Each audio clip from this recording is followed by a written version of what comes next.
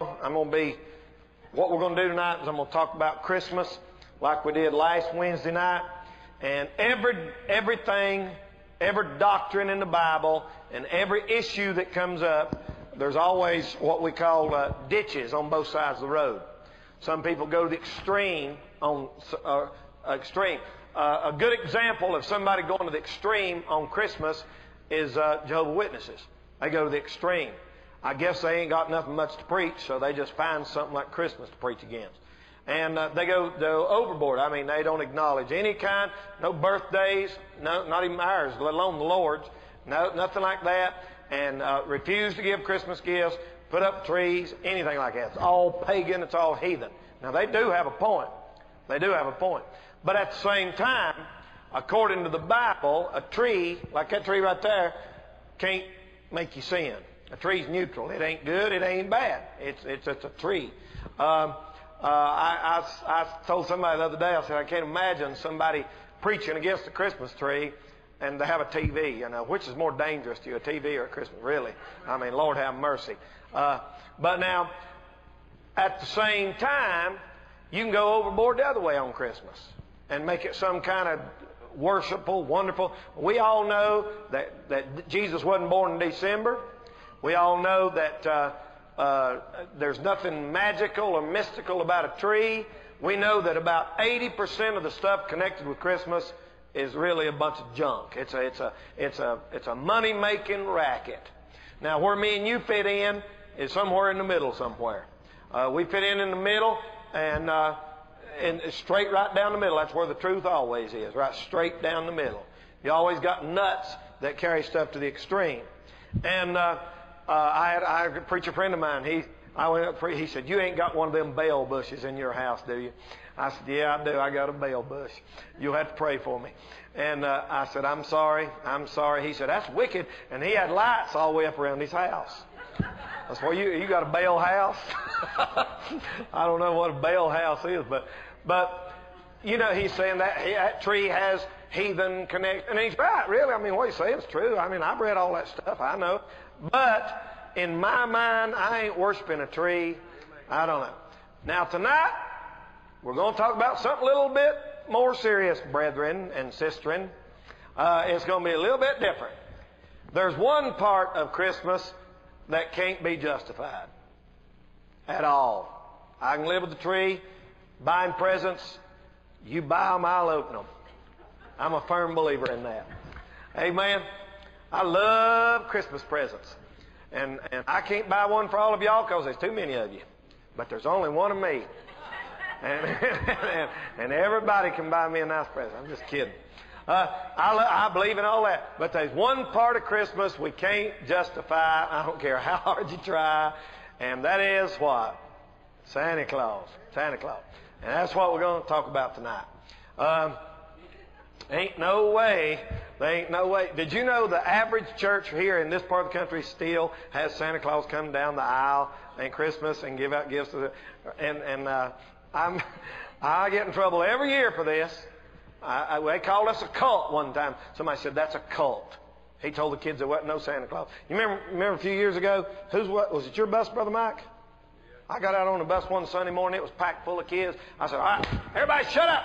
We're going to get in here. We're going to give you..." I said, "Santa Claus got killed in a car wreck last night." And everybody was laughing and everything. And oh my goodness. Man, I got a phone call. Kids didn't get to come back. They would not let kids come back to our church. I went over and talked to this lady, and she said, "Well, I just think it's awful that you just ruined these kids' Christmas." And I said, "Look, lady, I didn't ruin these kids' Christmas. They don't care where that stuff comes from. Tell them I never told my kids there's a Santa Claus. They couldn't care less. They just want a present. Amen. I don't want him getting credit for stuff that I worked and paid for. I paid for it, brother. I want to hug my neck. And not sit on his lap and think, "You big hypocrite." I ain't never brought nobody nothing. Amen. Somebody said that it would warp your kid's personality if you told them that there was no Santa Claus. And I said it didn't. They said it didn't warp my kid's personality. I mean, they're warped, but Santa Claus didn't do it.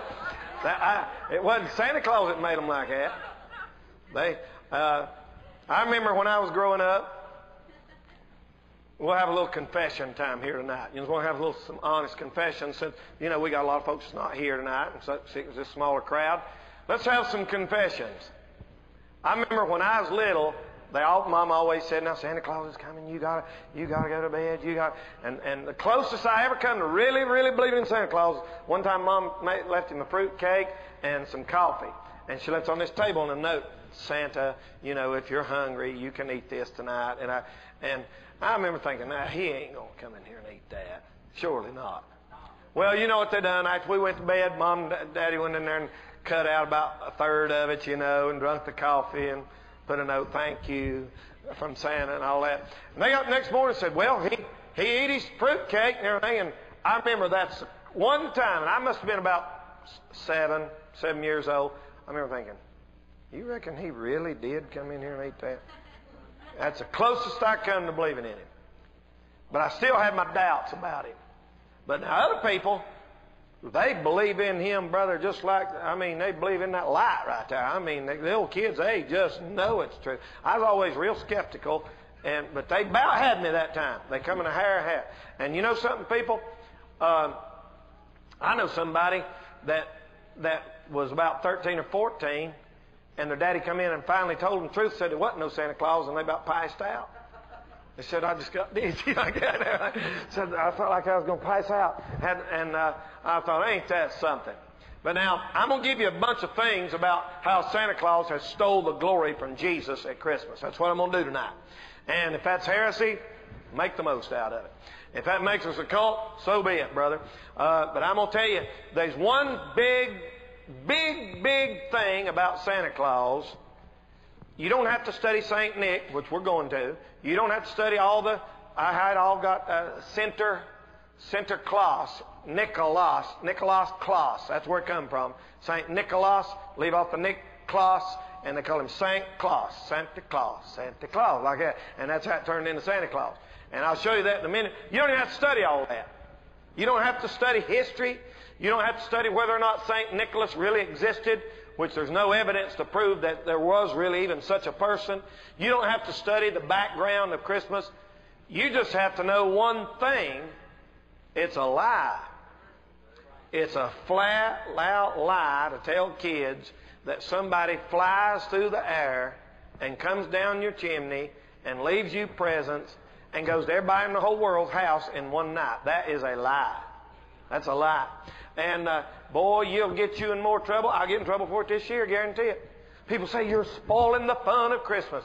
Kids, they don't care. They don't care. It's mom and daddies that gets mad about stuff like that. So as long as I get my presents, I don't care if Charles Manson brings them, man. That's the way kids go. That's right. They don't care, brother. They don't care but mom and daddy's the one that give you a fit about Santa Claus. You know, we sing all them songs. Grandma got run over by a reindeer, and we talk whole junk like that. And but tonight we're going to show you how that, honest to goodness, the devil has used Santa Claus to usurp the place that Jesus Christ is supposed to have here at this time of year. There's nothing in the Bible that forbids us to honor the Lord's birth. There's nothing in the Bible that forbids us to give gifts to each other honoring Him. There's nothing scriptural against that. If you carry it too far and make a God have a Christmas tree and believe all that kind of stuff, and all that, then you've done crossed the line. So what we're going to try to do is be balanced and you be sane, not be a bunch of idiots, and have our heads on straight. All right? Before I go any further and tell you about this, we're on some confessions here tonight. Who can give us a confession about when you first found out there was no Santa Claus? All right. I thought you was Santa Claus. Right?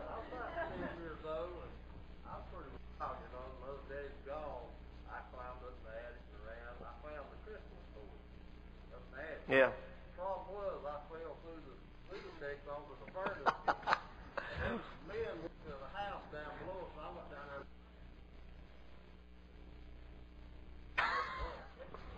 there. Is that right? Well, I found my presents too. We snuck around. One night it was about Christmas time, and we went to this man's house, and Daddy said, "Now you can stay in the car." And you know, when you're little, you sit in the back seat, and Daddy opened the trunk,